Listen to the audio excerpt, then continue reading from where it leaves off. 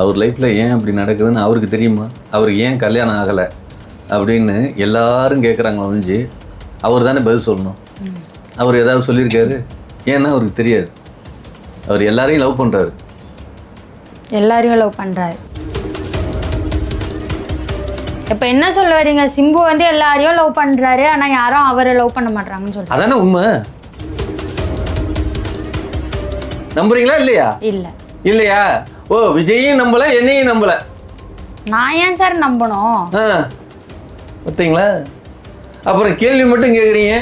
ஆமாம், ஒரு அசைவம் சாப்பிடுவாரா சைவம் சாப்பிடுவாரான்னு. முட்டை அசைவமா சைவமா?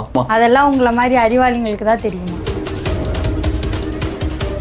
ஒரு படம் பண்ணீங்கல்ல, நீங்களும் சிம்புவும் சேர்ந்து தான் பண்ணீங்க, ஏன் அதை ரிலீஸ் பண்ணல?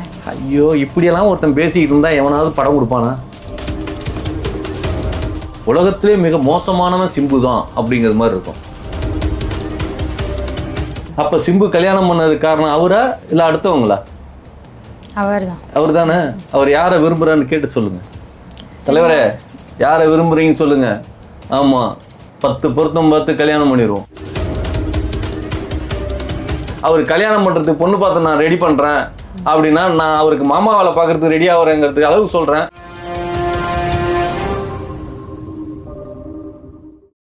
காந்தம் மீடியா நேயர்களுக்கு வணக்கம். நான் உங்கள் விஜய் யாஸ்மின். இன்னைக்கு நம்ம கூட நந்தவனம் நந்தகுமார் அவர்கள் தான் இருக்காரு. வணக்கம் சார்.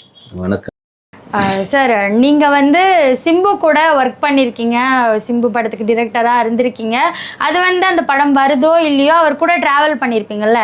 இப்போ ரீசெண்டாக சிம்பு அவர்கள் வந்து ஒரு விஷயம் சொல்லியிருக்காரு, நான் வந்து பிரியாணி லவ்வர், ஆனால் நான் டோட்டலாக சைவத்துக்கு மாறிட்டேன் அப்படின்னு சொல்லியிருக்காரு.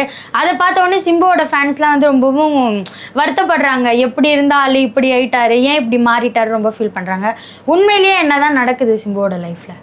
சிம்புவோட லைஃப்பில் என்ன நடக்குதுன்னு அது அவருக்கே தெரியல. இப்போ அவர் லைஃப்பில் ஏன் அப்படி நடக்குதுன்னு அவருக்கு தெரியுமா? அவருக்கு ஏன் கல்யாணம் ஆகலை அப்படின்னு எல்லாரும் கேட்குறாங்களோ ஒழிஞ்சு அவர் தானே பதில் சொல்லணும். அவர் ஏதாவது சொல்லியிருக்காரு? ஏன்னா அவருக்கு தெரியாது. அவர் எல்லாரையும் லவ் பண்ணுறாரு. எல்லாரையும் லவ் பண்ணுறாரு. ஏங்க, ஒரு மனிதனாகப்பட்டவன் நான் எல்லாரையும் லவ் பண்ணலாம், பட் என்னைய யாராவது லவ் பண்ணணும்ல? அது பண்ண மாட்டாங்க. இல்ல, அப்போ ஒரு லவ் வந்து எங்க சக்சஸ் ஆகுது? நாம லவ் பண்ணா மட்டும் லவ் சக்சஸ் ஆகாது. ஆப்போசிட்ல இருக்கிறவங்களும் லவ் பண்ணணும்ல, அப்பதானே சக்சஸ் ஆகும்.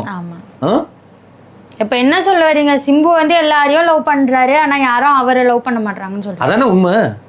சார் என்ன சார், எஸ்டிஆருக்குன்னு எவ்வளவு பெரிய ஃபேன் பேஜ் இருக்கு. ஏங்க, ஃபேன் பேஸ் இருந்தாங்க. ஃபேன் எல்லாமே ஒரு விஷயங்க. ஒரு விஜய்க்கு ஃபேனா இருந்தவங்க தான் சங்கீதா. புரியுதுங்களா? லவ் பண்ணாங்க, கல்யாணம் பண்ணாங்க. கடைசியில் என்னாச்சு?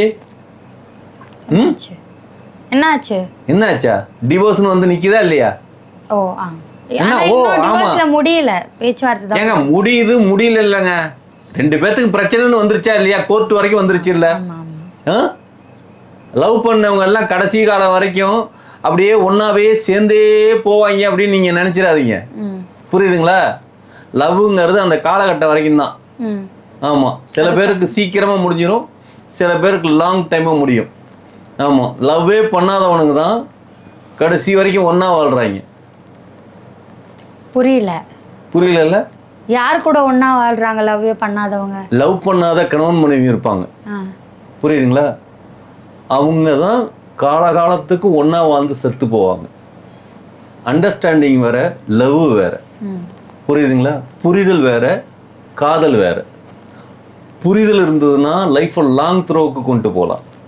காதல் மட்டுமே இருந்ததுன்னா காதலோட அடுத்த ஸ்டெப் என்ன? கல்யாணம். கல்யாணத்தோட அடுத்த ஸ்டெப் என்ன?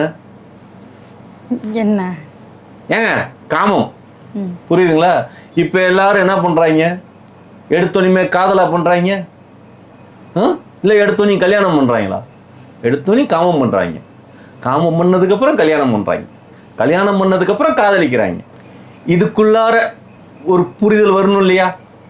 இப்போ கல்யாணம் பண்ணவங்கள புருஷன் கொண்டாட்டிய புரிஞ்சு நடந்துக்கப்பா அப்படின்னு ஏன் சொல்றாங்க?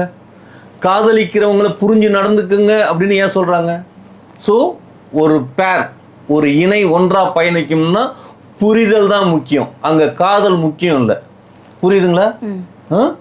அதனால புரிஞ்சுக்கிறதுக்கான ஆளை தேடிட்டு இருக்காரு.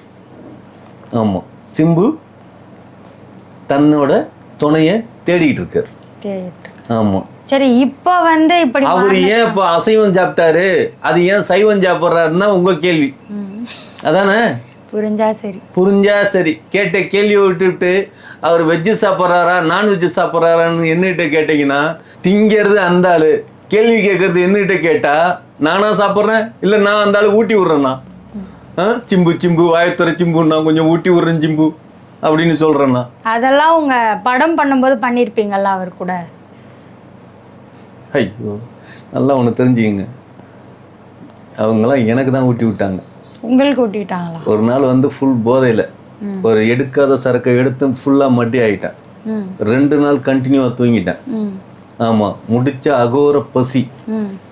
ஆமாம், அப்படியே நிறைஞ்ச போதையில் இருக்கிறப்ப எனக்கு சிம்பு ஊட்டி விட்டுருக்காரு. ஆமாம், சாப்பிடாம படுத்துடக்கூடாதுன்னு ஒரு அன்பு வைப்பாங்கல்ல, அதெல்லாம் அப்போ பண்ணியிருக்காப்புல. போதையில் இருக்கும்போது எப்படி தெரிஞ்சிச்சு உங்களுக்கு சிம்பு தான் ஊட்டினா? போதை தெரிஞ்சோனி பக்கத்தில் இருக்கணும்னு சொல்லுவான்ல, உனக்கு சிம்பு ஊட்டி விட்டாருன்னு தெரியாதுங்களா? இதெல்லாம் வந்து ஏங்க சில விஷயங்களை அடுத்தவன் சொன்னா நம்பணுங்க. இப்போ நான் சொல்றப்ப நீங்க நம்புறீங்களா இல்லையா? சிம்பு எனக்கு சோறு விட்டு விட்டாருன்னு நம்பல. ஒரு மனுஷன் பேசுறான்னா பேசுற வார்த்தையில எது உண்மை எது பொய்ன்னு நம்பணும். புரியுதுங்களா? இப்போ விஜய் கூட தான் நான் உங்களுக்கு அதை பண்ணுவேன் இதை பண்ணுவேன், தாய் மாமா சீர்லாம் கொடுப்பேன் அப்படின்னு பவுன் விற்கிற வேலையில அத்தனை பவுன் இத்தனை குடும்பம் கொடுப்பேன் அப்படிங்கிறாங்க. அதெல்லாம் நம்புறீங்களா இல்லையா? இல்லையா? ஓ, விஜயையும் நம்பல என்னையும் நம்பல, நான் ஏன் சார் நம்பணும்? பார்த்தீங்களா? அப்புறம் கேள்வி மட்டும் கேட்குறீங்க. ஆமாம், ஒரு அசைவம் சாப்பிடுவாரா சைவம் சாப்பிடுவாரான்னு. முட்டை அசைவமா சைவமா? கோழி முட்டை அசைவமா சைவமா? அதெல்லாம் உங்களை மாதிரி அறிவாளிங்களுக்கு தான் தெரியுமா? அறிவாளிங்களுக்கு தான் தெரியுமா? நான் இப்போ அறிவாளியா முட்டாளா அந்த இடத்த மெயின் பண்ணுவோம். முதல்ல வந்து கோழி முட்டை அசைவமா சைவமாங்கிறத விட நான் அறிவாளியா முட்டாளா அப்படிங்கிறத முடிவு பண்ணுவோம். சொல்லுங்க, நான் அறிவாளியா முட்டாளா? இப்படி டக்குன்னு கேட்டா சொல்லுங்க, ஓப்பனா சொல்லுங்க. சிம்புவை பத்தி போயிடலாமா? அப்ப நீங்க அறிவாளின்னு ஒத்துக்கல, அதே நேரம் முட்டாள்னு ஒத்துக்கல, ரெண்டும் சேர்ந்த கலவை. கடவுள் பாதி மிருகம் பாதி, அப்படிதானே? அப்படி ஒரு புரிதலா? அப்படியே நான் எடுத்துக்கலாம். ஓகே, அதெல்லாம் விடுங்க. ஒரு படம் பண்ணீங்கல்ல, நீங்களும் சிம்புவும் சேர்ந்து தான் பண்ணீங்க, ஏன் அதை ரிலீஸ் பண்ணல? ஐயோ, இப்படியெல்லாம் ஒருத்தன் பேசிக்கிட்டு இருந்தா எவனாவது படம் கொடுப்பானா? கொஞ்ச நேரம் உட்காந்து பேசுறப்ப இவ்வளவு கோவப்படுறீங்களே, உங்க கண்ணுல தெரியுது. ஆமா, இந்த கம்யூனிட்டி பேரோடலாம் நம்ம உட்காந்து பேச வேண்டிய சூழ்நிலைக்கு நம்மளை ஆக்கிட்டாங்களே அப்படின்னு தெரியுது. உங்க கோபம் எனக்கு தெரியுது. நீங்க சிரிக்கிறீங்க, ஆனா உள்ளுக்குள்ளார வந்து கோபத்துல கொந்தளிக்கிறீங்க. அது மாதிரி அவர் படத்தை கொடுத்துட்டாரு. ஆமா, படத்தை கொடுத்துட்டு அதில் நடந்த கதை என்னன்னா, சுவராஜ்யமான கதைன்னு சொல்ல முடியாது, சுவாரஸ்யம். ஆமா, சுவாரஸ்யம் தானே. ஆமா, சுவராஜ்யம் அப்படின்னா ஏதோ ராஜ்யத்தை கைப்பிடிக்கிறோம் அப்படிங்கிற மாதிரிலாம் இல்லை. ஏங்க நீங்க வந்து மொக்க போடாம இல்லைங்க, நீங்க கேட்கறதே என்னன்னா, அதாவது தமிழ் பாடம் சொல்லி கொடுக்கறதுக்கு நான் உங்களுக்கு வந்திருக்கேன், ஒரு பேட்டி கொடுக்கறது தானே கூப்பிட்டீங்க. நான் பேசுறது ஸ்பெல்லிங் மிஸ்டேக் இருக்குது அப்படின்னா அதை கடந்து தானே போகணும். இப்போ அத்தனை பேர் இங்கிலீஷ்ல பேசுறானே, இங்க இருக்கிற எல்லாம் போனோம்னா ஏஞ்சி போயிடவா இன்டர்வியூட்டு? எந்திரிச்சு போகணும். ஹலோ, அந்த பேசிக்கிட்டு இருந்த வார்த்தையை விட்டுட்டு அப்படியே போக வேண்டியதானு சொல்றேன். இன்டர்வியூ விட்டு போனீங்கன்னா அப்புறம் நான் மட்டும் உட்காந்து பேசினா யாரு கேப்பா? உங்க அழகுக்கும் அறிவுக்கும் நீங்க இந்த பொண்ணு பாக்குறதுக்காக மட்டும்தான் என்னைய பார்த்துக்கிட்டு இருக்காங்க. ஆமா, ரஜினி படத்துல எதுக்காக மனுஷாக கோயிலாவை போடுறாங்க, எதுக்காக நயன்தாராவை போடுறாங்க? ரஜினியை பார்க்கணும்னா ரஜினியை மட்டும் பார்த்துட்டு படத்துல ரஜினியை மட்டும் போட்டு காட்டிட்டு போக வேண்டியதானே. அங்க ஒரு ஹீரோயின் ஏன் தேவைப்படுது? இதே அந்த காலத்துல வந்து ஐட்டம் டான்ஸ் நடுப்புற ஒரு டான்ஸை வச்சாங்க. ஆமா, கொஞ்சம் அரைகுறை ஆடையோட ஆடுவாங்க. அதெல்லாம் ஏன் தேவைப்படுது? இவங்களெல்லாம் முழுசா பார்க்க முடியாது, அங்கங்க அவங்கள வச்சுதான் பார்க்கணும். அதுக்காக தான் அதெல்லாம். கெட்டவன் படம் ஏன் சார் வரல? ஓ, கெட்டவன் கெட்டு போனதுக்கு என்ன காரணம் அப்படி கேக்குறீங்க? ஓ, இதை சொல்றதுக்கு ஏன்டா ரஜினியெல்லாம் இழுக்கிற அப்படிதானே? அதான் உண்மையை பேசுனா ஒத்துக்க மாட்டேங்கிறீங்க. ஆமா, கெட்டவன் ஏன் தெரியுமா நின்று போச்சு? கெட்டவன்னு டைட்டில் வச்சோம். எனக்கு கெட்டவன்னு டைட்டில் வைக்கிறதுக்கு முன்னால அந்த படத்துக்கு வந்து ஆண்டவன் தான் டைட்டில் வச்சிருந்தோம். ஏன்? ஆண்டவனால் படைக்கப்பட்ட ஜென்மம் தான் நம்ம செய்கிற எந்த செயலும் நாம செய்யறது கிடையாது, நம்ம படைக்கப்பட்ட ஆண்டவனால் நடந்துகிட்டு இருக்கோம். புரியுதுங்களா? இன்னைக்கு உட்காந்து நம்ம 2 பேரும் பேசிகிட்டு இருக்கிறப்ப அப்படின்னு நான் இருமுறைங்கிறது உங்களுக்கு முன்னாடியே தெரியுமா? தெரியாது. அது மாதிரி எல்லா விஷயமே நாம் என்ன பண்ணுறோங்க நமக்கே தெரியாது. அது மாதிரி அந்த நேரத்தில் ஆண்டவனோட செயல்பாடு எதுவுமே தெரியாமல் இருக்கிறதுங்கிறதுனால தான் ஆண்டவன் பேர் வச்சோம். ஆனால் மறுபடியும் சிம்பு என்ன சொன்னாப்புலன்னா, ஆண்டவன் ரஜினிகாந்துக்கு டைட்டில் இருக்குது ஆல்ரெடி, அது வந்து ரஜினிகாந்த் நடித்த ஃப்ளாப் படம், நம்ம பேரை மாற்றிக்கலாம் அப்படின்னு உட்காந்து எல்லாரும் உட்காந்து பேசிகிட்டு இருந்தோம். பேசிகிட்டு இருக்கிறப்ப இப்போ எப்படி தான் உங்களுக்கு டைட்டில் வைக்கிறது, நம்மள ஊர்ல எல்லாம் தப்பாக தான் பேசுகிறான் அப்படிங்கிறப்ப அப்போ கெட்டவன் வச்சிடலாம் அப்படின்னு சொல்லி எல்லாரும் சேர்ந்து முடிவு பண்ணி கெட்டவன்னு பேர் வச்சோம். பேர் வச்சோனையுமே டைட்டில் எல்லாமே டிசைன்லாம் பண்ணியாச்சு, போஸ்டர் வரைக்கும் அடித்தாச்சு. ஆனால் அவங்க அப்பாக்கிட்ட ஒரு வார்த்தை கூட கேட்டுக்கல. போஸ்டர்லாம் வச்சு எல்லாம் காட்டுவோம்ல, போஸ்டரை காட்டுவோம்ல, அப்போ தான் அவங்க அப்பா கிட்ட போஸ்டரை காட்டுறோம். அவங்க அப்பா பார்த்தாரு, போஸ்டரை பார்த்தாரு. அதுக்கப்புறம் ஐயோ டேரக்டரே வாயா அப்படின்னாரு. போனால் ஏன் அது டைட்டிலு யாரையா வச்சா? சார் எல்லோரும் சேர்ந்து தான் சார். எல்லோரும் சேர்ந்து தான் வச்சிங்களா? ஏன் நெகட்டிவ் டைட்டில் வச்சுருக்கீங்க, கொஞ்சமாவது வேணாம் அப்படின்ட்டு. ஏன்னா என்னத்தை சொல்கிறது எதுவுமே கேட்க மாட்டேங்கிறா, ஒன்று பண்ண அதுக்கு முன்னால் கேட்க மாட்டீங்களா அப்படின்ட்டு அவர் கோபமாக போயிட்டு அவங்க தம்பியை கூப்பிட்டு அவரோட தம்பி வாசுவை கூப்பிட்டு, என்ன அவனுங்க டைட்டில் வந்து கெட்டவன் வச்சுருக்கானுங்க, இது வந்து நல்லபடியாக போகிறது மாதிரி தெரில, இது கெட்டு போயிரும்பளுக்கு, நீ கூட இருந்து படத்தில் கூட இருந்து நீ எல்லாத்தையும் பண்ணி கொடுத்து முடிச்சு விடு அப்படின்னு அவருக்கு தெரிஞ்சிருக்கு. ஒரு வார்த்தை வெல்லும் ஒரு வார்த்தை கொல்லும் பையன் இல்லையா, அது மாதிரி சில வார்த்தைக்கான பிரயோகம் இருக்குது. அந்தந்த வார்த்தைகள் அந்த செயலாக செய்யும் அப்படிங்கிறதுனால அந்த காலகட்டங்களில் கெட்டவன்னு டைட்டில் வச்சோன்னுமே கெட்டு போயிடும் அப்படிங்கிறத என்னைக்காவது படம் ஆரம்பிக்கிறப்ப எந்த ப்ரொடியூசருக்காவது இங்கே டைரக்ட் எங்களுக்கெல்லாம் வந்து இந்த படம் நின்று போங்கிறது யாருக்குமே தெரியாது. ஆனால் நின்று போச்சு இல்லையா. அது மாதிரி லைஃப்பில் எது நடந்தாலுமே அது தெரியாது நமக்கு. இதே நானும் சிம்புவும் மறுபடியும் இணைந்து பணியாற்றுவோம் அப்படின்னா இந்த கொஸ்டினை நீங்கள் கேட்கலாம், ஆனால் அதுக்கு ஆன்சர் வந்து எனக்கு தெரியாது. படம் ஃபுல்லாக எடுத்து முடிச்சதுக்கு அப்புறம் தான் அது நின்றுச்சா? இல்லை, அரை மணி நேரம் படம் எடுத்து முடிச்ச படம், அரை மணி நேரம் தான் படம் எடுத்தோம். அது மீதி படம் வந்து எடுக்கலை. அதுக்குள்ளாரையே அதாவது சுருக்கமாக சொல்ல போனால், ஆக்சுவலாக வந்து நான் ஒரு கதை ரெடி பண்ணிவிட்டு அந்த கதையை போய் அவர்கிட்ட போய் சொன்னோடனே கதை கேட்டுட்டு நல்லா இருக்குது.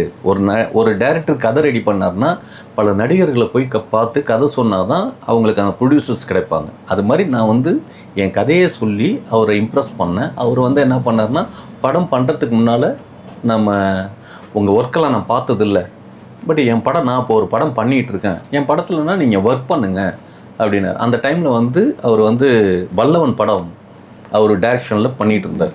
அந்த படத்தில் நான் அசோசியேட்டாக ஒர்க் பண்ணேன். ஸோ அந்த டைமில் அசோசியேட்டாக ஒர்க் பண்ணுறப்ப அவரோட ஒர்க்கெல்லாம் பார்த்துட்டு பிடிச்சி போய் அப்போ நம்ம இந்த படம் பண்ணுவோம் அப்படிங்கிறது நெக்ஸ்ட் மூமெண்ட்டே அந்த கெட்டவன் படத்தை ஸ்டார்ட் பண்ணுற மூமெண்ட்டுக்கு வந்து அப்போ அவர் ஒரு டிமாண்ட் வச்சார். அவர் வச்ச டிமாண்ட் என்னென்னா, திரைக்கதை என் பேரில் தான் வரணும் அப்படின்னு. அதில் எனக்கு உடன்பாடு இல்லை. ஏன்னா மன்மதன் படத்தோட டைரக்டர் இன்னைக்கு யாருன்னு கேட்டால் எல்லாரும் சொல்கிறது சிம்புன்னு தான் சொல்லுவாங்க. ஆக்சுவலாக மன்மதன் படத்தோட டைரக்டர் வந்து படத்திலே நீங்கள் போய் பார்த்தீங்கன்னாலும் ஏஜே முருகன் தான் வரும். அந்த பேர் இப்படிங்கிற ஃப்ராக்சர் ஆஃப் செகண்டில் போயிடும். அந்த ஏஜே முருகன் இது வரைக்கும் மறுபடியும் படம் பண்ணியிருக்காரா? மன்மதன்கிற ஒரு மிகப்பெரிய ஹிட் படம் இல்லையா, ஒரு ஹிட் படத்தோட டைரக்டர் ஏன் மறுபடியும் படம் பண்ணாமல் சுற்றிட்டு இருக்கார்? ஸோ அதோட கிரெடிட்லாம் நீங்கள் யார் எடுத்துக்கிட்டா? சிம்பு. ஆப்வியஸ்லி ஒரு திறமையோட கிரெடிட் யாருக்கு போகுது அப்படின்னா அது அவங்களுக்கு போகுது. அதை நான் விட்டு கொடுக்கறதுக்கு அந்த டைமில் இல்லை. அதனால முடியாதுங்கிறப்ப நமக்கு வந்து நிறைய ப்ராப்ளம்ஸு அப்படின்னு என்றைக்குமே வந்து சினிமாவில் வந்து சில நேரத்தில் வந்து நம்மளோட விட்டு கொடுத்து போகணுங்கிறது இருக்கு இல்லையா, அது சில நேரத்தில் செஞ்சு தான் ஆகணும்.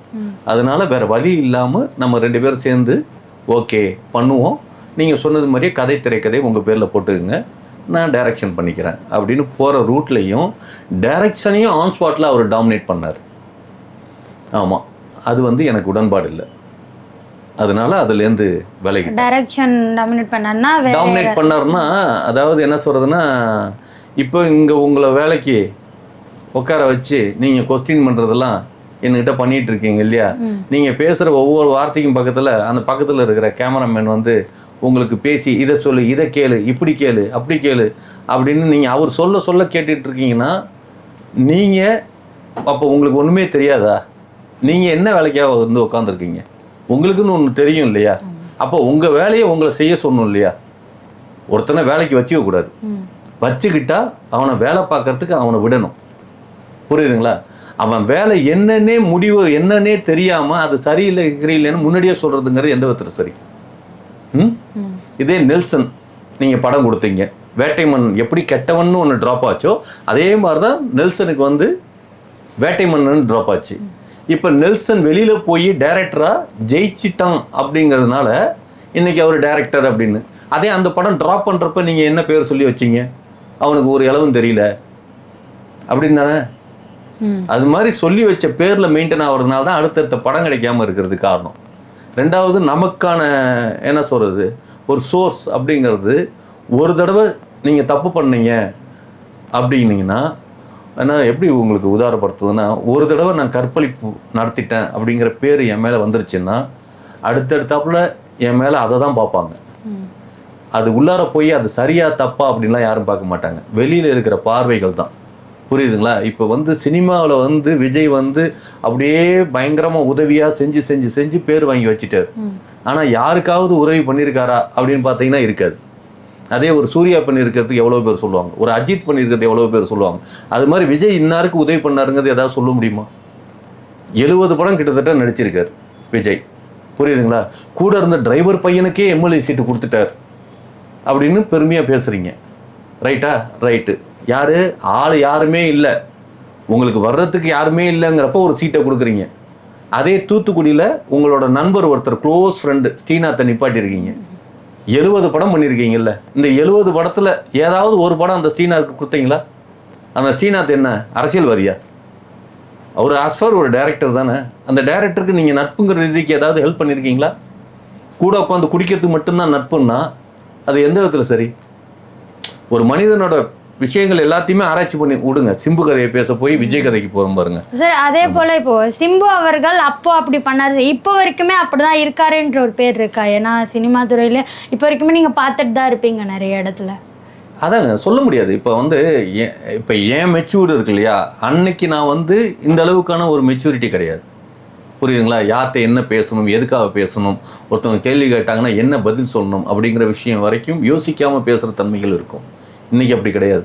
இந்த அறிவு அன்னைக்கு இருந்திருக்க கூடாதா அப்படின்னு இன்னைக்கான இயக்கங்கள் இருக்கும். இது என்னோட முதிர்ச்சி அப்படிங்கிறது மாதிரி நினச்சிக்கலாம். அதே மாதிரி அவர் வந்து அன்னைக்கு இருந்தது மாதிரியே இன்னைக்கு இருப்பார் அப்படிங்கிறது மாதிரி அதில் நான் அப்படி தான் இருப்பார்னு நான் சொல்லவே முடியாது. ஏன்னா எல்லாருமே மாறுவாங்க, எல்லாருமே அவங்கவுங்களுக்கான மாற்றத்தில் இருந்துக்கிட்டே இருப்பாங்க. ஒரு விஷயம் என்னென்னா, சிம்புக்கிட்ட நான் பார்த்தது வரைக்கும், நான் அந்த காலத்துலேருந்து சில விஷயங்கள் இப்போ வரைக்கும் நான் பார்க்குறதுங்கிறது எப்படின்னா, தனிப்பட்ட முறையில் நீங்கள் போய் சிம்புவை மீட் பண்ணிங்கன்னா உலகத்திலே ஒரு சிறந்த நண்பனாக உங்களுக்கு தெரியும் சிம்புவுக்கு நிகரான ஒரு நண்பனை யாரையுமே நீங்கள் சொல்ல மாட்டீங்க. அதே உங்கள் பக்கத்தில் ஒருத்தரை யாராவது கூட கூட்டிகிட்டு போனீங்களோ, இல்லாட்டினா அவர் பக்கத்தில் யாராவது ஒரு தேர்ட் பர்சன் வந்து நின்றுட்டா உலகத்திலே மிக மோசமானவன் சிம்பு தான் அப்படிங்கிற மாதிரி இருக்கும். ஏன்னா நம்ம கூட உட்காந்து பேசுகிறப்ப ஒன்னாக பேசுகிறப்ப அவர் அடிமையாக இருப்பார். யாராவது ஒருத்தன் பக்கத்தில் நின்றுட்டா அவர் ராஜாவாயிருவார். அவர் அந்த ராஜா வேஷம் கட்டுறது இருக்க, அதெல்லாம் பார்த்தா அப்படி இருக்கும். ஆமாம். ஆனால் சார், அப்பத்துலேருந்து இப்போ வரைக்குமே சிம்பு ஒரு வார்த்தை தான் சொல்கிறாரு. இப்போ ஏன் கல்யாணம் பண்ணிக்கலான்னு கேட்டால், நான் நல்லா இருக்கிறது உனக்கு பிடிக்கலையா? இப்போ ரீசெண்டாக ஒரு இன்டர்வியூவில் ஏன் அரசியலுக்கு எப்போ வரப்போறீங்கன்னு கேட்டால், நான் நல்லா இருக்கிறது உங்களுக்கு பிடிக்கலையான்னு மாற்றி மாற்றி இந்த ஒரு வார்த்தையே சொல்லிட்டு இருக்காருல்ல, ஏன் அப்படி சொல்லிகிட்டே இருக்காரு திரும்ப திரும்ப? ஏங்க இல்லைங்க, ஒரு விஷயம், எல்லாருக்கும் ஆசைகள் இருக்கும். புரியுதுங்களா? எல்லாருக்குமே, அதாவது பணம் சம்பாதிக்கிற ஆசை யாருக்குமே இருக்காதா? எல்லாருக்கும் பணம் சம்பாதிக்கிற ஆசை தானே. அவன் வேலைக்கு போகிறவன் எல்லாருமே பணத்தை சம்பாதிக்கிறானே. பணத்தை அளவுக்கு மீறி சம்பாதிக்கிறப்ப என்ன வரும்? நினச்சதெல்லாம் வாங்கி போடணுன்னு ஆசை வரும். நினச்சதெல்லாம் வாங்கினதுக்கப்புறம் என்ன வரும்? நம்ம சொல்கிறத 4 பேர் கேட்கணுங்கிறது வரும். நம்ம சொல்கிறத 4 பேர் கேட்கணுங்கிறப்ப அதிகாரம் பண்ணுறதுக்கு இடம் வேணும். அந்த அதிகாரங்கிறது எங்கே இருக்கும்? அரசியலில் இருக்கும். பணம் இருக்குங்கிறதுக்காக ஒரு செக்ரட்டரியேட்டில் இருக்கிற ஒரு பியூன் வந்து விஜயோட பேச்சை கேட்டுருவானா? அதிகாரம் அவனுக்கு மேலே இருக்கிற ஆஃபீஸர் தான் அவன் பயப்படுவான். காசு வச்சுருக்கோம், பணம் வச்சுருக்கோங்கிறதுக்காக பயப்படணும்னு அவசியம் இல்லை. இந்தியாவிலே மிகப்பெரிய பணக்காரர்கள் அம்பானி.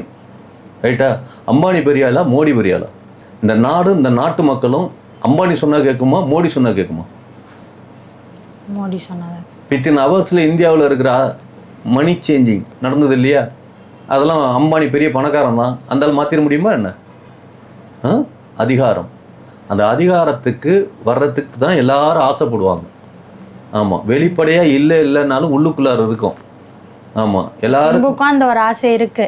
ஏங்க கல்யாணம் பண்ணி புள்ள பொத்து வாழணுங்கிற ஆசை யாருக்குமே இருக்காதா? நமக்கு பிடிச்ச ஒரு பொண்ணை பார்த்து கல்யாணம் பண்ணிக்கணும்னு ஆசை இருக்குமா இல்லையா? ஆனால் ஆசை எதை வரைக்குங்கிறது இருக்குது. நான் ஏஞ்சலானா ஜூலி மேலே ஆசைப்பட்டுக்கிட்டு இருக்கேன்னா அது எப்போ நடக்குங்கிறது நமக்கு தெரியாது. அது ஏஞ்சலானா ஜூலிக்கு தெரியுமா? தெரிஞ்சா அவ்வளோதான். தெரிஞ்சா அவ்வளோதான். ஏஞ்சலானா ஜூலி எப்பயோ சூசைட் பண்ணி செத்துருக்கோம். புரியுதுங்களா? அப்போ என் லெவலுக்கு என் தகுதிக்கு ஏஞ்சலானா ஜூலி ஜாஸ்திங்கிறது உங்களுக்கு தெரியுது. புரியுதுங்களா? அந்த புரிதல் எனக்கு இருக்கணுமா இல்லையா? சிம்பு ஏன் கல்யாணம் பண்ணிக்கல அப்படின்னா சிம்பு யாரை விரும்புகிறாருங்கிறது நமக்கு தெரியுமா? அப்போ அவருக்கு என்றைக்குமே வந்து எல்லாருமே நமக்கு மேலே இருக்கிறதுல ஆசைப்படுறதுனால தான் இவ்வளோ கஷ்டப்படுறோம். நமக்கு கீழே இருக்கிறத விரும்பி ஆசைப்பட்டோம்னா இவ்வளோ கஷ்டப்பட போகிறது கிடையாது. அப்போ கஷ்டத்துக்கு காரணம் நானா, அவங்கவுங்க செல்ஃபா, இல்லை அடுத்தவங்களா? அப்போ சிம்பு கல்யாணம் பண்ணதுக்கு காரணம் அவரா இல்லை அடுத்தவங்களா? அவர் தானே. அவர் யாரை விரும்புகிறான்னு கேட்டு சொல்லுங்க. தலைவரே, யாரை விரும்புறீங்கன்னு சொல்லுங்க. ஆமாம், 10 பொருத்தம் பார்த்து கல்யாணம் பண்ணிடுவோம். சினிமா சம்மந்தப்பட்ட நிறைய விஷயங்களை இது சினிமாவை சம்மந்தப்பட்டு பேசணுமா? ஏங்க இப்படி பேசுனது ஒன்று, சிம்பு கல்யாணத்தை பற்றி பேசிவிட்டு சிம்பு படத்தை தலைவரை கெட்டவன் ரீஸ்டார்ட் பண்ணுவோம் அப்படின்னு நான் பேசி முடிச்சேன்னா அது சினிமா சம்மந்தப்பட்டதுன்னு சொல்லலாம். அவர் கல்யாணம் பண்ணுறதுக்கு பொண்ணு பார்த்து நான் ரெடி பண்ணுறேன் அப்படின்னா நான் அவருக்கு மாமா வேலை பார்க்குறதுக்கு ரெடி ஆகிறேங்கிறதுக்கு அளவு சொல்கிறேன். என்ன அப்படி பார்க்குறீங்க? சிரிக்காதீங்க. ஹலோ, ஒவ்வொரு பொண்ணை பெற்றவனும் மாமா தானே. மாமா வேலை பார்த்ததுக்கு ரொம்ப நன்றி சார். மாமா வேலை பார்த்ததுக்கா? ஹலோ, பார்க்க போகிறதுக்குங்க, இன்னும் பார்க்கல. ஆமாம், மாமா வேலை பார்க்க போகிறதுக்கு ரொம்ப நன்றி சார். ஒரு விஷயம் தெரியுமா? இந்த உலகத்திலே மிகப்பெரிய மாமா ஜேம்ஸ் கேமரூன். நானா? ஹலோ, நான் ஜேம்ஸ் கேமரூன் சொல்கிறேன், நானாங்கிறீங்க? டவுட். ஒரு நிமிஷம் டக்குன்னு சொல்லுங்க சார். டக்குன்னு சொல்லுங்களா?